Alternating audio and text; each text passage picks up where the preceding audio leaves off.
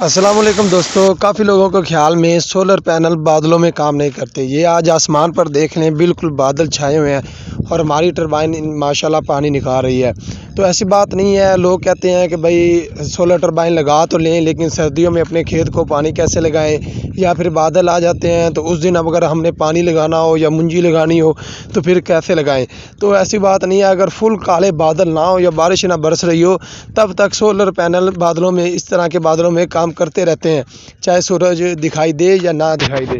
ہاں البتہ پانی کا پریشر کم ہو جاتا ہے۔ جہاں پر پہلے ٹربائن 2 سے 2.5 ایکڑ ایک دن میں کرتی تھی، وہاں پر 1 ایکڑ ایک دن میں کرے گی، لیکن کرے گی ضرور۔ ایسا ہرگز نہیں ہے کہ یہ بادلوں میں پانی نہیں نکالتی۔ آپ لوگ سولر ٹربائن لگائیں۔ آج کل 2000 روپے بجلی کا ریٹ ٹربائن کا چلا گیا ہے۔